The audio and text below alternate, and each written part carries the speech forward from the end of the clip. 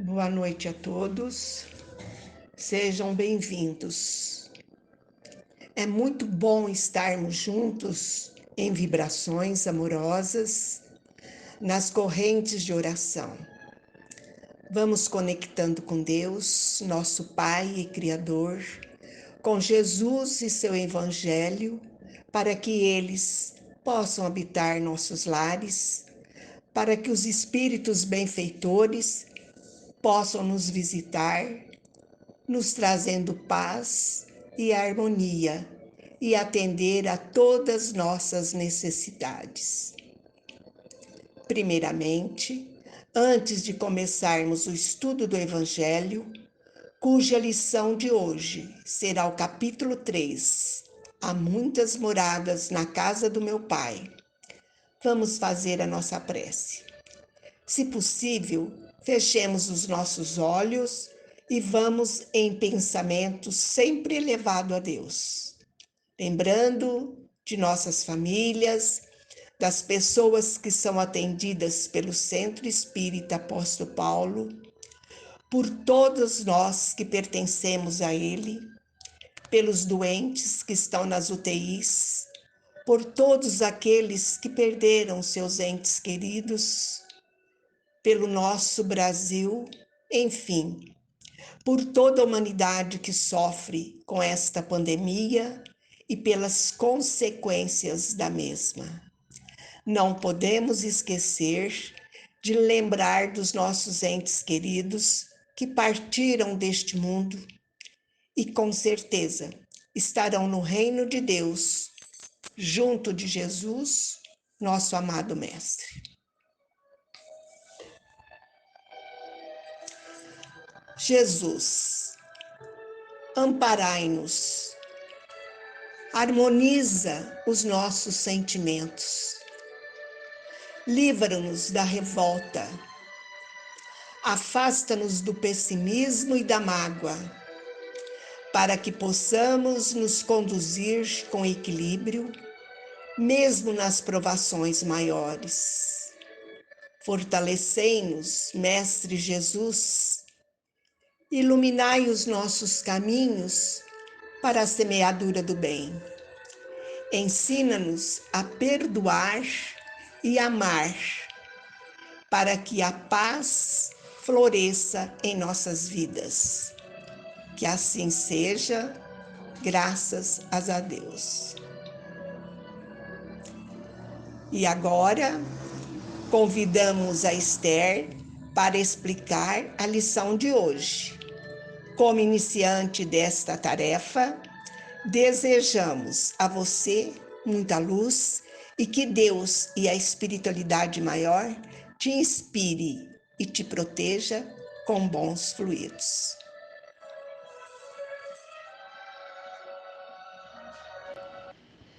Boa noite, meus amigos, minhas amigas. É com muita humildade e com o coração muito feliz que eu venho aqui hoje tentar fazer a explanação sobre o capítulo 3, itens 1 a 5 do Evangelho segundo o Espiritismo. Já peço desculpas antecipadamente devido ao meu nervosismo, à minha inexperiência, porque eu ainda estou engatinhando no aprendizado dessa maravilhosa e bendita doutrina espírita. Essa é a minha primeira vez, portanto, eu peço que relevem as minhas falhas e tropeços, que certamente virão. Inicio pedindo a bênção de Deus e da espiritualidade que nos acompanha a todo momento e nos inspira. Há muitas moradas na casa de meu Pai. Não se turbe o vosso coração. Credes em Deus, crede também em mim. Na casa de meu Pai há muitas moradas. Se não fosse assim, eu vô-lo teria dito, pois vou preparar-vos lugar, e se eu for e vos preparar lugar, virei outra vez e vos levarei para mim mesmo, para que onde eu estiver, estejais vós também. Mesmo vós sabeis para onde eu vou e conheceis o caminho. João, capítulo 14, versículos de 1 a 4. Olha que frase maravilhosa de um pai dizendo para os seus filhos que ele está indo na frente para preparar o lugar e fazer o melhor para nos receber lá. E que onde ele for, nós estaremos juntos e que nós também sabemos o caminho, porque ele sempre nos ensinou. As moradas da casa do Pai abrangem 3 ordens de ideias. A primeira se refere à pluralidade dos mundos habitados no universo. A casa do Pai é o universo. As diferentes moradas são os mundos que circundam o espaço infinito e oferecem aos espíritos que nele encarnam moradas correspondentes ao adiantamento dos mesmos espíritos. A segunda indica as regiões, as esferas vibracionais existentes no mundo espiritual. Por exemplo, regiões umbralinas ou as colônias para onde iremos após a nossa desencarnação. Estas palavras de Jesus também podem se referir ao estado feliz ou infeliz do espírito na erraticidade. Nós já ouvimos, nas explanações anteriores, que a erraticidade é o período que o espírito fica no plano espiritual aguardando uma nova encarnação, conforme ele se acha menos ou mais depurado e desprendido dos laços materiais. Aqueles que ainda são apegados às coisas da terra vão demorar mais, vão sofrer mais. O desligamento do espírito do corpo físico aí é mais rápido quanto mais evoluída a pessoa estiver. Tem ligação com os níveis ou graus evolutivos de cada espírito. Essa é a razão de ser a humanidade constituída por espíritos de diferentes ordens, conforme o grau de perfeição que tenham alcançado. Ele diz: não se turbe o vosso coração, credes em Deus, crede também em mim. Essas palavras foram proferidas durante a última ceia de Jesus, antes do seu martírio e crucificação.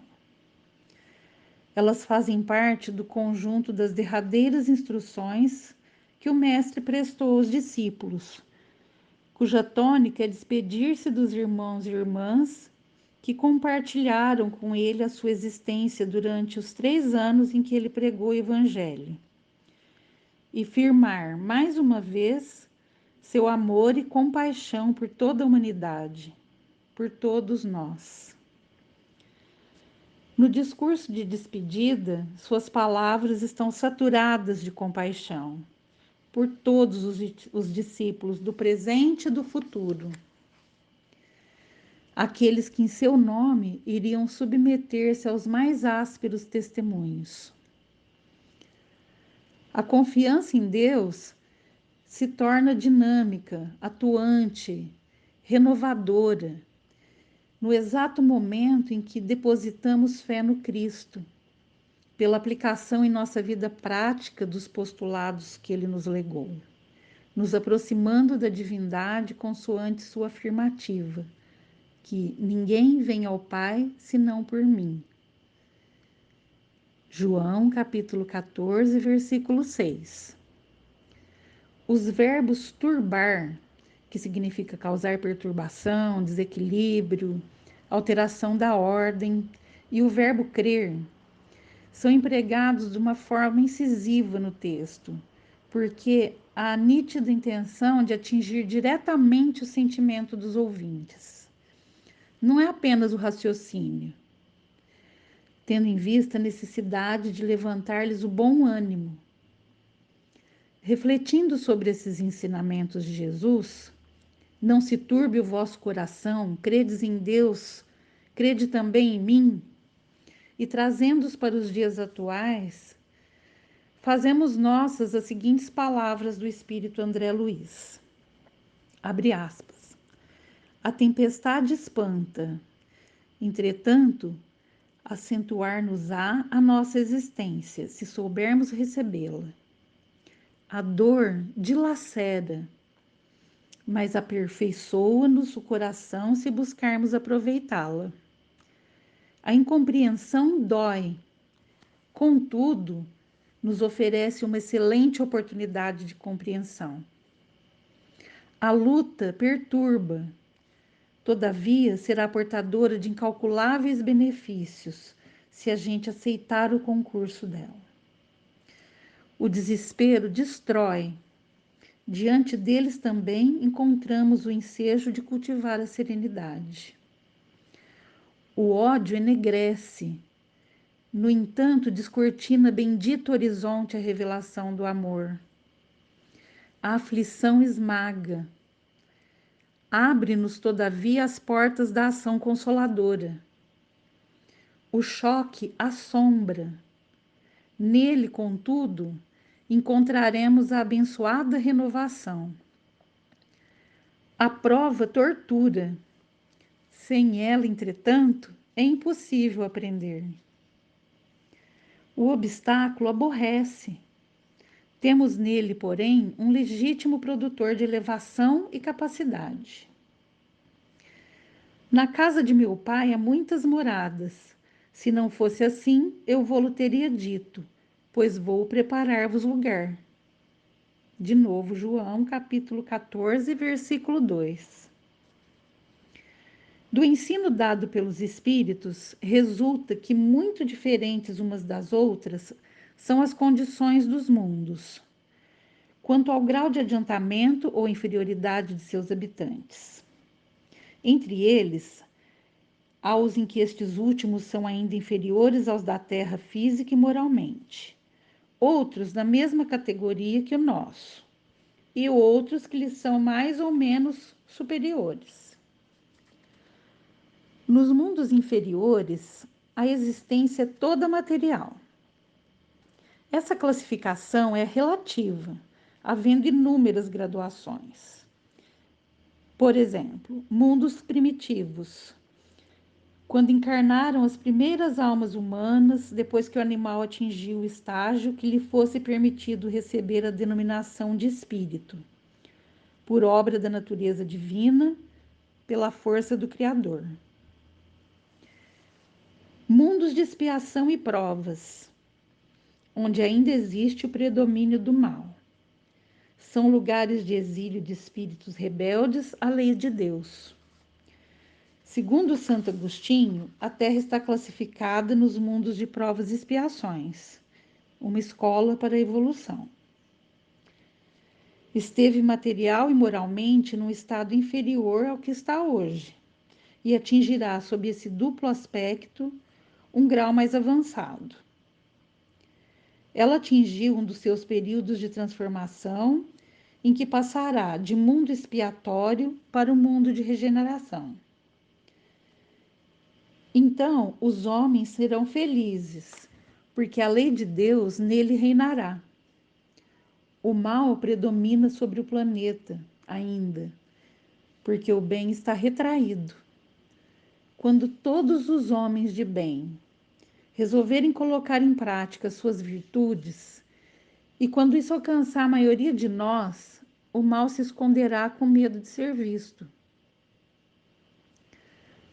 Mundos regeneradores. Quando não mais existirem expiações, mas ainda há provas. São mundos de transição para os espíritos, do mundo de expiação para os mundos felizes. Mundos felizes.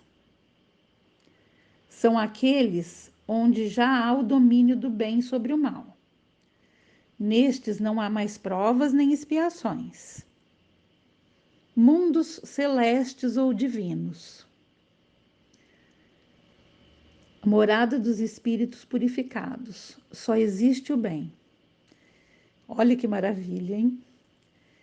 Então, podemos concluir que nos mundos inferiores a existência é toda material. Reinam soberanas as paixões, sendo quase nula a vida moral. À medida que ela desenvolve, diminui a influência da matéria de tal maneira que nos mundos mais adiantados a vida é toda espiritual. Isso acontece por força da lei do progresso. Então vejamos, à medida que o espírito completa seu aprendizado num mundo, ele passa a habitar o outro mundo e assim sucessivamente evoluindo sem parar. Quando em um mundo eles alcançam o grau de adiantamento que esse mundo comporta, eles passam por um outro mundo mais adiantado. E assim por diante, até chegarem ao estado de espíritos puros. São outras tantas estações, em cada uma das quais se deparam com elementos de progresso adequados ao adiantamento que já conquistaram. Os espíritos superiores relatam por meio de médiuns confiáveis que inúmeros são os mundos habitados no universo criado por Deus.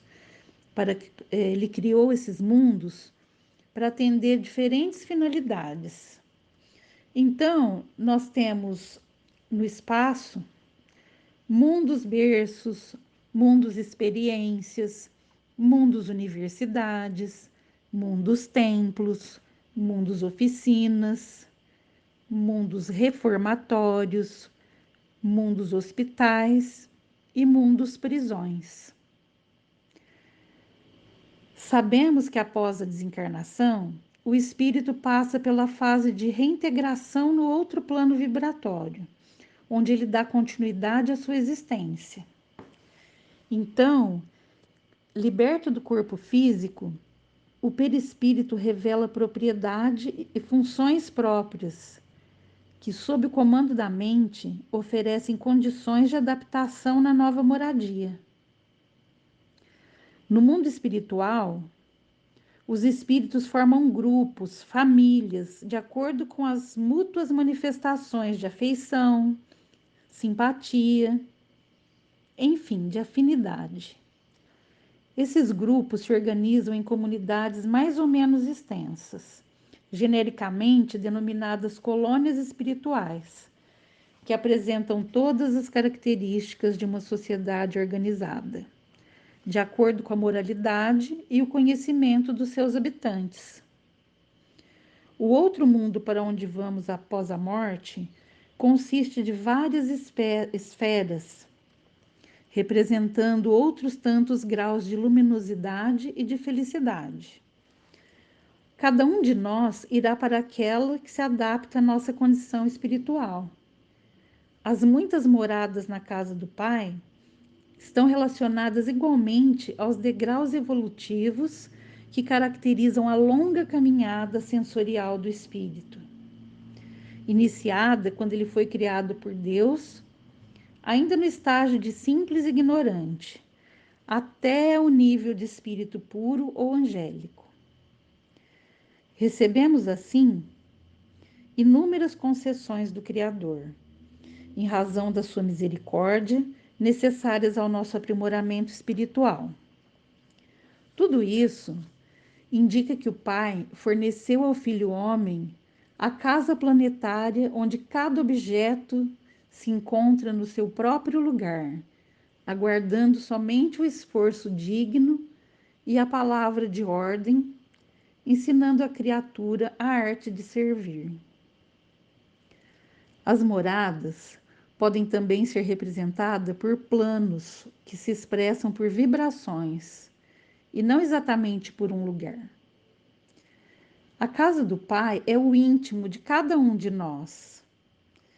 E as moradas são os estados de alma que a gente alimenta de acordo com os nossos desejos, com as nossas aspirações pessoais. Então, olha que bonito. As moradas, elas tanto podem ir para fora, que são as galáxias, o universo, quanto podem ir para dentro de cada um de nós. Dentro da gente também existem milhares de moradas. E como ele disse, tudo de acordo com o que a gente aspira, os nossos desejos e aspirações pessoais. Assim, moldaremos um ambiente ou uma morada evolutiva a que nos ligaremos no plano exterior. Na categoria de nosso guia e orientador maior, Jesus segue sempre à frente, oferecendo meios e recursos para que se concretize a nossa melhoria espiritual. De sorte que, quando estivermos livres das imperfeições, estaremos definitivamente unidos em seu coração. Assim, a frase: "Se eu for e vos preparar o lugar, virei outra vez e vos levarei para mim mesmo, e onde eu estiver, estejais vós também", indicam as felizes possibilidades que nos reservam o futuro junto ao Cristo na situação de espíritos redimidos. Então, os nossos sentimentos, nossos pensamentos, nossas palavras e ações serão semelhantes aos dele na consolidação da sábia afirmativa contida no Evangelho. Para que todos sejam um, como tu, ó Pai, o és em mim e eu em ti, que também eles sejam em nós. Olha que lindo!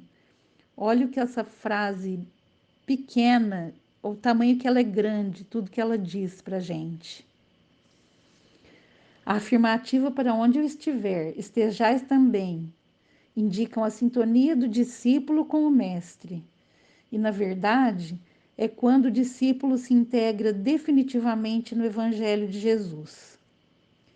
Neste momento, acontece entre Jesus e seu fiel servidor um nível de compreensão, uma compreensão mútua, indicando que a criatura alcançou o estágio do espírito puro.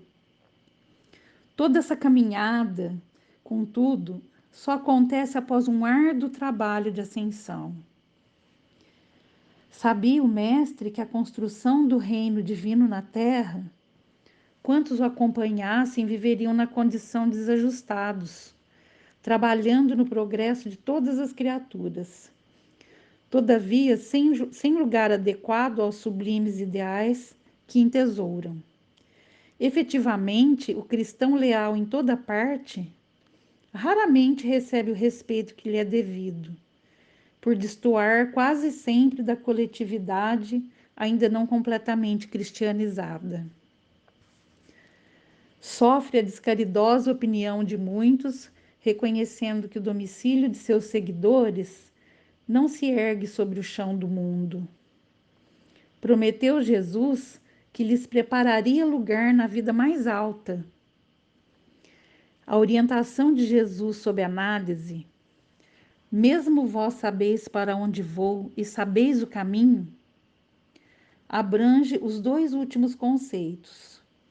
Jesus é o caminho da salvação e por ele iremos ao Pai Criador.